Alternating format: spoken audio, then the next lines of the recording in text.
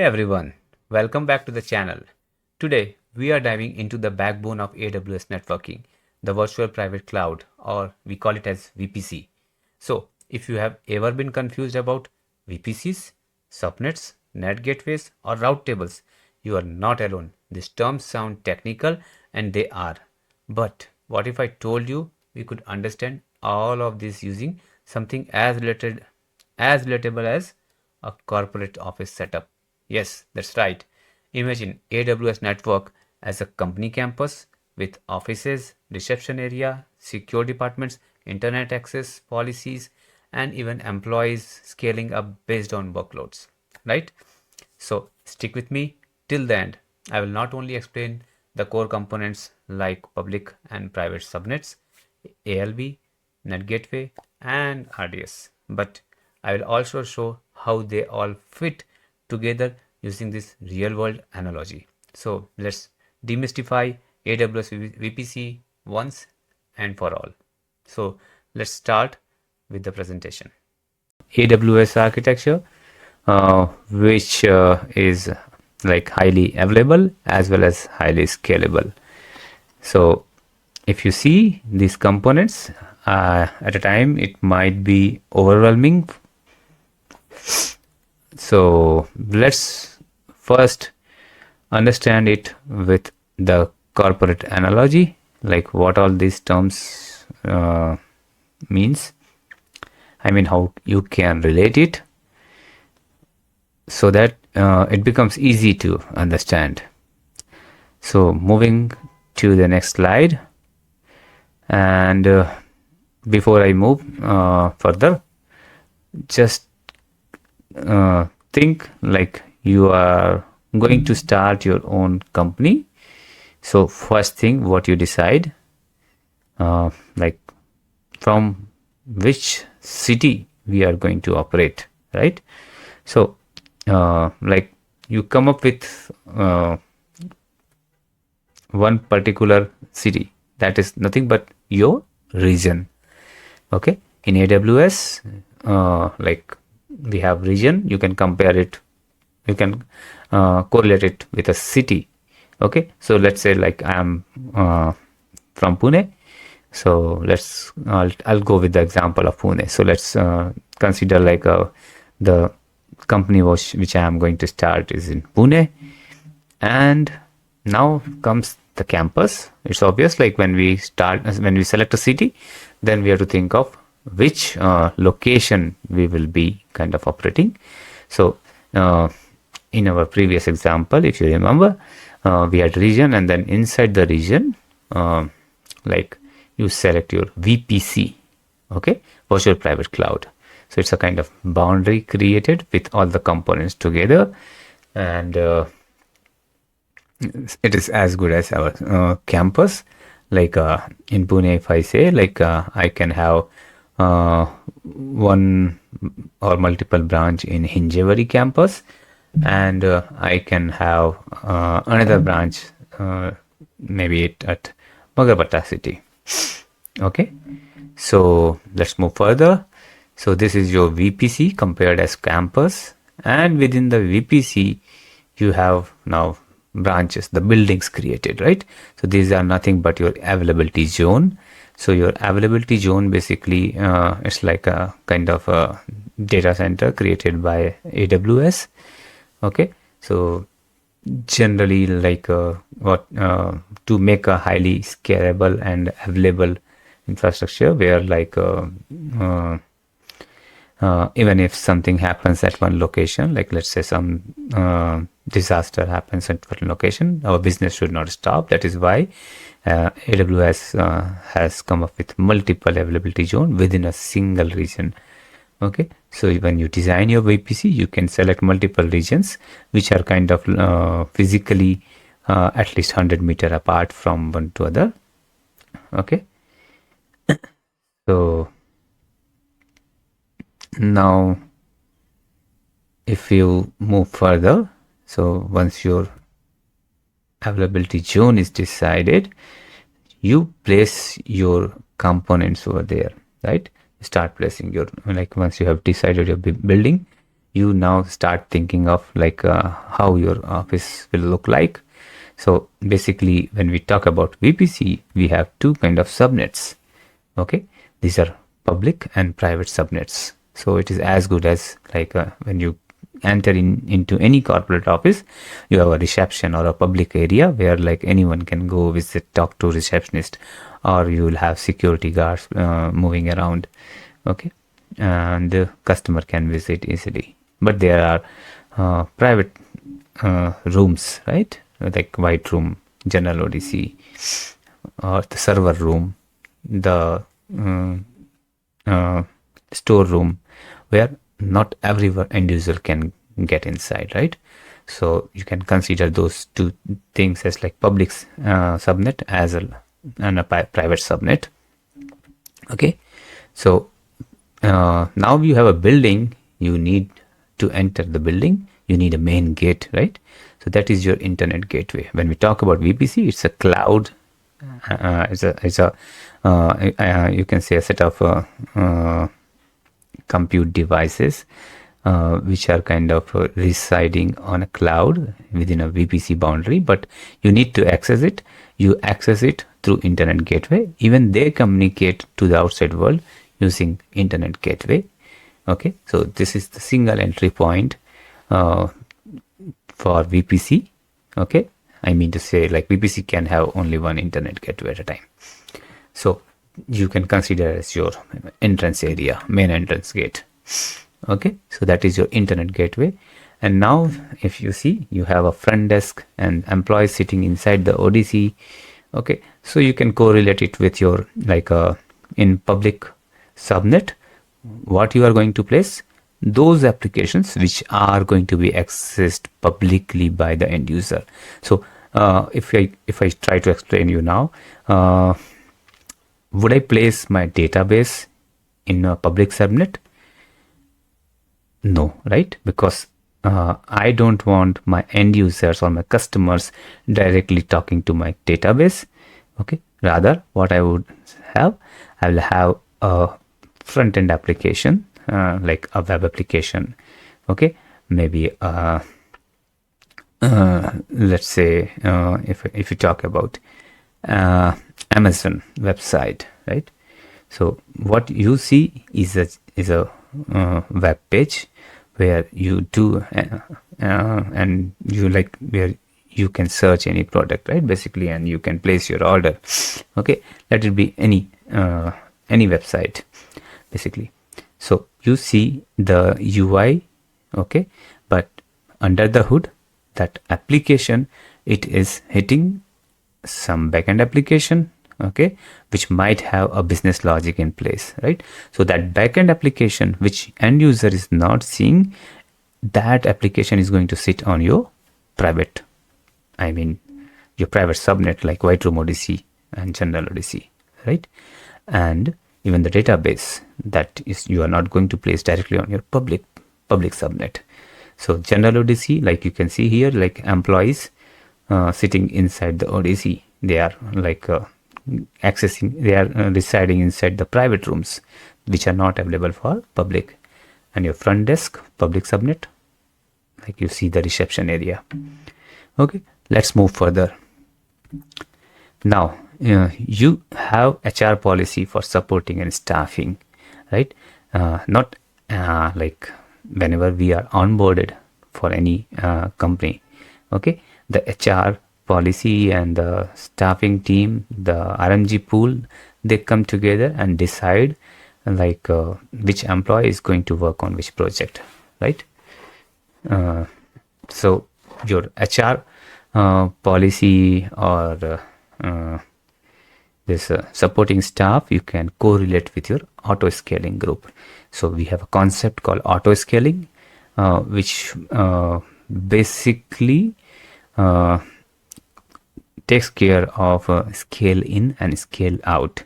Now to understand what this auto scaling does, how like let's say you are working for a project and like you are working for a customer, rather I will say, okay, and that customer gives you a new requirement where like you have to develop some application, and let's say within 3 months you don't have enough resources. So what you do, you approach your RMG pool or the staffing team to onboard new employees. They will kind of arrange you the existing employee from the RMG pool, or they will start helping you in hiring from the outside world, right? So similarly, our auto scaling group helps us. Okay, that auto scaling group, what it will do, it will pick your employees. It will like depending on the, like we got the requirement from the customer. Similarly, if we have requirement like in the compute world, requirement is like if we are getting more request, okay, then what our CPU can serve, right? Let's say I have just one machine allocated as of now to serve my ongoing request, and all of a sudden I see the number of requests getting increased, and my one CPU is not enough capable of sending response. And when that crisis occurs, auto scaling we can configure so that it provision another CPU, another compute device. Okay, in terms of AWS we can say EC2 instance. Okay, so that EC2 instance will be as good as our prior instance, like all equipped with required software and applications installed on it. So a auto scaling group is basically, now you can correlate with your RMG or staffing team, which is provisioning multiple instances depending on the requirement. Okay, so scale in, I was telling, right? So now the requirement, when the requirement is more, when the request is loaded, like when the request is more, like we have more demand than what we can serve, the event what occurs that time is called scale out. So auto scaling kind of generates multiple instances. It depends on how much we have allowed auto scaling to do. So let's say if I have configured like auto scaling can provision up to 10 EC2 instance, and that event is something kind of a like matrix. If I have decided like the moment CPU utilization goes over 70%, provision another CPU. Okay, so that is how it works. And we have another event called scale in. Now that request load is not going to be there forever. At certain moment it will settle down. So when it is settled down, now if we are seeing now there is no more request, like that load of request is there, then our auto scaling is smart enough to cut down those number of EC2 instances because they are not needed now. Okay, hope this is clear. Now moving onwards. So we talk about this main gate, right? Internet gateway. Okay, so let's consider this two analogy together.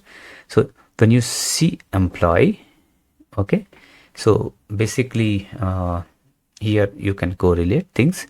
Like you can see in company, employee can enter to the office, okay, because employee has access, and from front desk employee can reach to support if he has certain queries, okay, or he can directly get inside the ODC. But when a customer enters the main gate, okay, he usually approach front desk, okay, and let's say if he has some certain issues, he will call the customer care landline number, and that landline call will go to the support team, okay, and that support team will basically decide which particular employee is going to resolve this problem, basically, right? So L1, L2, L3, we have a concept of support team, right? So that L1 team kind of identify the issue, and maybe it triages the issue, or it gives us hand it over to the designated team who can serve that particular request, right? Similarly, in our compute devices, to serve like when we have multiple instances and user requesting, it won't be like that. Like let's say I have 10 different EC2 instances created by my auto-scaling group, and now when your request comes, it doesn't go to the EC2 devices directly. The EC2 devices get interacted based on a load balancer. Okay, we have to kind of basically as of now to understand, we have two kind of variety of load balancer: application load balancer and a network load balancer. Okay, application load balancer basically resides on layer 7 of OCI model, and this network load balancer basically sits on layer 4.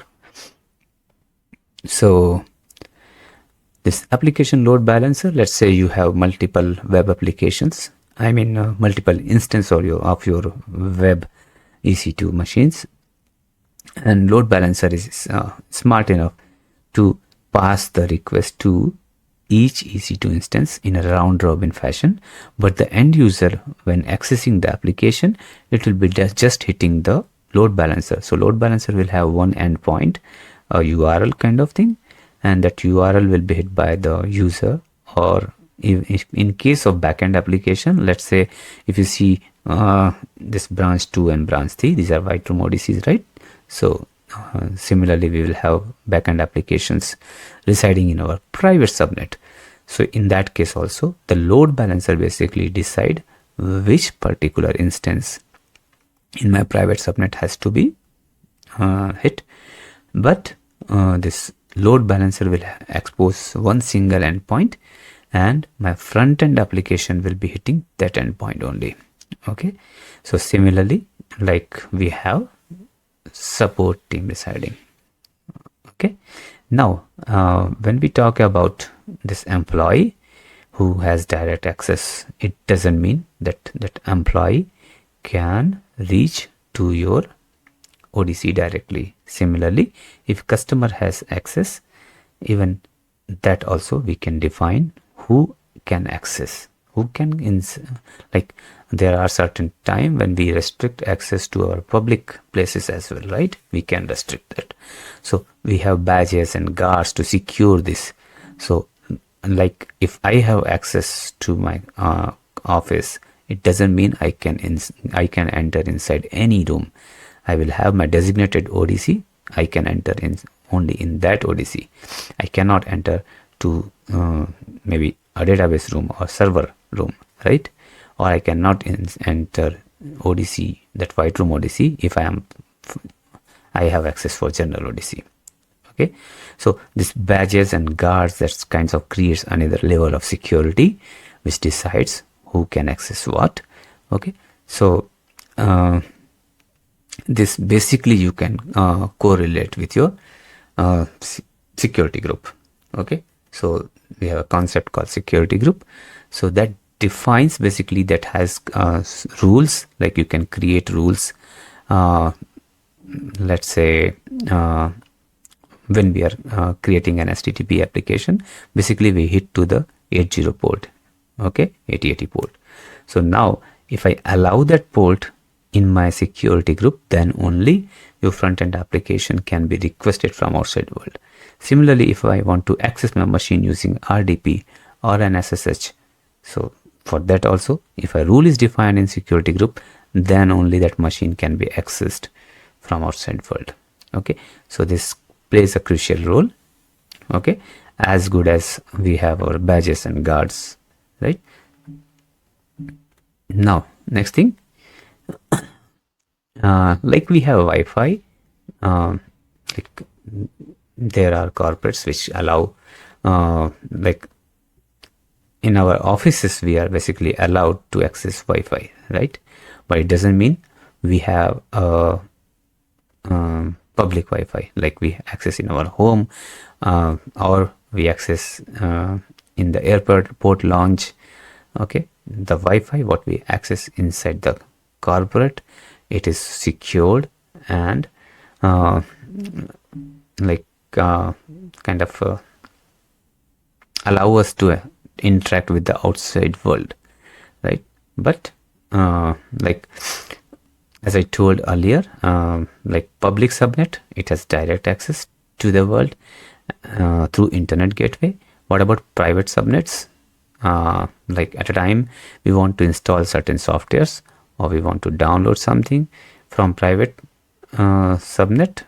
Okay, and at that time we want to have internet access, but because it's private in nature, the traffic is kind of one-way traffic we provide. Okay, so subnets which are private can interact to the internet, okay, but no one can interact to private subnets via internet. Okay, it's a one-way traffic, like user cannot make a request to private subnet, but we can provide access to private subnet. There is a way around. Okay, so like if I see show the arrow, so you can see here all employees using Wi-Fi, okay, and accessing the internet. Okay, but we put a firewall, right, which firewall kind of holds the control over it, like not everything you can access. And from internet, if someone tries to look inside our network, the firewall kind of blocks it, right? So similarly, when we talk about our private subnets talking to outside world, like talking to like connecting to outside world using internet, we have an option called net gateway. Basically, net gateway and internet gateway, they both sit inside a table called route table. Okay, so this route table basically creates a relationship between your subnet, and in case of public subnet, it establishes a connection between public subnet and internet gateway, so that my public subnet knows how to connect with the internet. Okay, similarly, that internet gateway, like if someone is requesting from outside world, that internet gateway becomes the entry point, whichever public subnet are mapped with that gateway. Okay, but in case of private subnet, we place a net gateway instead of internet gateway. We place a net gateway basically, and you can notice here net gateway is sitting inside the reception area, right? I mean Wi-Fi hub is placed inside a reception area. So similarly, net gateway is placed in a public subnet, because public subnet has access to Wi-Fi, I mean to internet, not the private subnet. So public subnet is having access to internet. You can correlate with that. So public subnet, we place a net gateway, and then again the route table makes an entry of net gateway and a private subnet together, so that private subnet now knows how to connect to internet via net gateway. So net gateway gives you a one-way traffic. It is always from subnet to internet. Never it becomes internet to subnet. Okay. Hope we are good so far. Let's see the records room example. So records rooms are something like kind of secure documents you can consider, or maybe a server room. Okay, this room is kind of inside the office, and again public subnets or the reception area, it's not even visible and it's not accessible also. Okay, so you can consider it as your database, RDS in terms of AWS. So RDS service, like as I told in the beginning, we will not allow this database to be accessed by our public subnet or the UI applications which is accessible from the internet, right? So database is ideally, in ideal situation, it has to be accessed by my private subnet. Okay, so you can see here like it is always accessible by employees sitting inside the ODC, not the public receptionist, right? So not only RDS, any service which are there inside our VPC, they are easily accessible by your private subnet, you can say. Okay, if we want, we can access it through public subnet, but that is the design we kind of create, where we never interact with our RDS service from front end. Okay, that is how we design it to make it more secure. So public subnet will never interact with your RDS in ideal situation. Okay, it will always route it through general ODC, I mean through private subnet. Okay, now there is another concept called VPN, and that helps us connecting our VPC from outside. And we have a term called like we have access policies, like let's say for example, if you have like if you're working on branch 1 or campus A, and at a time let's say there's a customer visit and you want to move to campus B temporarily, though you are not working officially in campus B, but in organization there's an access policy which allows you a temporary access to that campus as well. So if you have that temporary access to campus B, you can travel to campus B and have your business meeting done, and then you can come back, right? Similarly, this access policy, we have transit gateway. This transit gateway basically helps us creating access between two different it enables communication between two VPCs. Okay, so one VPC can connect with another VPC using transit gateway, and you can see here like employees moving through shuttle from one to other location. So instead of shuttle, you can consider it as a virtual private network. So whenever we communicate through VPC, or it's an VPC communication, it never happens on a open line. It's always a secured communication, that is via VPN. Okay, and you can see here Office directory. So when you are like as I already told you, like route table. So this route table is nothing, you can consider it as your Office directory. So Office directory basically helps us, like you have some map locations, or maybe the receptionist having directory of like whom to contact, the contact person's informations. Okay, so when you as an employee itself visiting from one branch to one campus to other campus, you might not be aware of the locations. So that Office directory basically helps us navigating from one location to other location. As well as if you want to meet someone, you can reach receptionist, and receptionist can see your appointment or other details and help you go to the the designated meeting rooms, right? So that route table, as I told earlier, this is route table which helps us communicating from within your subnet to internet, or internet via internet you can connect with your public subnet, and private subnet connect through internet routed by net gateway. Everything happens through a route table. So route table, basically each VPC will have its own route table. You can see here the Office directory sitting outside the reception area and even the general ODC. Okay, so each VPC will have its own route table, so that even if you forget to add a relationship between any let's say you created a private subnet and you have not decided any route table, does it mean it will not have access to nothing inside your region? No. Even if you do not associate it with a NAT gateway, I mean you don't want your private subnet to access internet.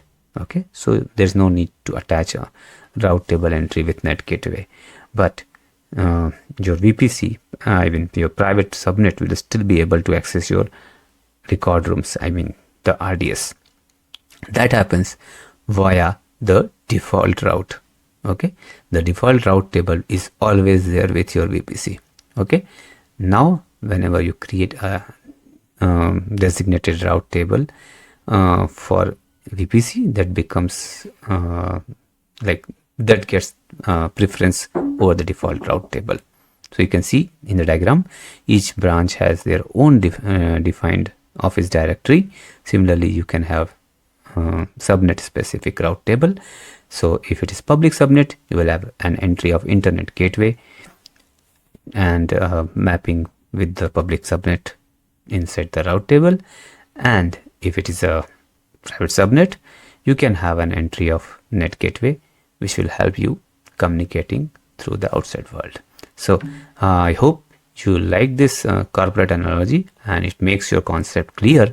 Let's quickly cover up the actual design of VPC in the next slide. So here we have region, we saw it as a city. Inside region we have VPC, okay, which we saw as a campus. Inside VPC you have availability zone, we saw it as a buildings. So each availability zone you have public subnet and a set of private subnet, and VPC has one gateway, internet gateway, compared as your main entrance area, and you have web application and app applications. So web servers, web application will be always placed inside public subnet because we have connectivity with internet to these subnets. Excuse me. And we have private subnets, which are basically controlled by you can see here an auto scaling group. Even auto scaling group can control your public subnet. In this diagram I'm just showing it as a private subnet, but we can have 10 different public applications. Like my web application also can have 10 different instances if I want to serve that much load. Okay, so basically your app servers residing inside your private subnet. Even if I want to have a database instance created, I can have it in my private servers, so that I don't allow it to be accessed outside the world. So now let's say this example, you have a Techie-T.com. It's a website. When user makes any request, it basically goes to my web server, which is your reception area, if you can recall. So it routes via an internet gateway. The request moves to web server. If I have a bunch of web servers, I can have one load balancer endpoint, and this request will directly hit to the load balancer, and load balancer will pass on the request on a round robin function to my one of the web server. And if it is an application load balancer, we can maintain the stickiness. There's a concept of stickiness, like if I am requesting my let's say I requested for a particular item, okay, in like I searched for a particular item inside my website, okay, the response is given by a particular server. So in web application we can have the session created, okay. So now next time whenever user within that session makes next request, I want only that particular server. Let's say I have 3 servers, server 1, server 2, server 3. If a communication happened between user XYZ and server 2 and session got created, I want always my request and response to be served by server 2 to that XYZ user until that session is not terminated. So that we can achieve only via application gateway because it supports stickiness. Okay. In case of network load balancer, let's say in private subnets, my app servers residing, and there I can have a network subnet, network load balancer, which doesn't support stickiness, but that is not even required when we are communicating with private subnets. We don't want to maintain any session over there. Okay, so this is how it works. Your Techie-T.com request goes to web server via an internet gateway. There can be a load balancer within, and this load balancer will basically pass on the request to the servers in a round robin function method.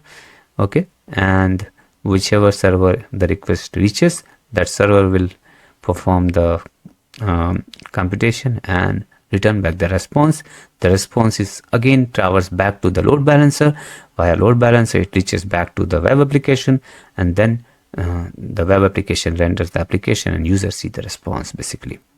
Okay, again we saw the badges and security groups, badges and guards. We have security group policies. So if, as I told, if it does not allow HTTP port for my web application in security group, even though the web application is residing in my public subnet, your request from Techie-T.com will never reach web application because security group has not allowed it. So it's an additional layer of security. Okay, so we saw the Wi-Fi. We have a net gateway here. So Wi-Fi basically you can consider as your net gateway, which allows you to talk to outside world.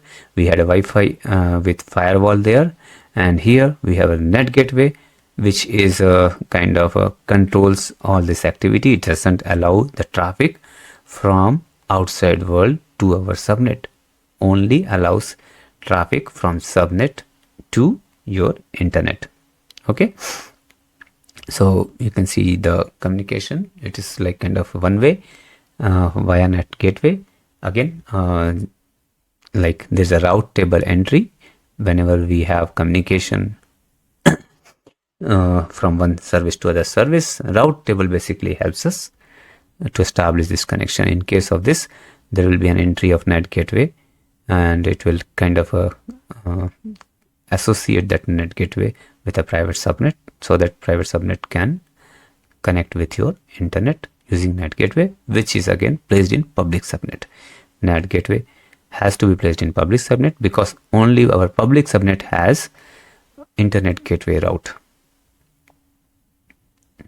Then your RDS, as I told, RDS in ideal scenario, we should always communicate to RDS service via availability zone, whereas private subnet.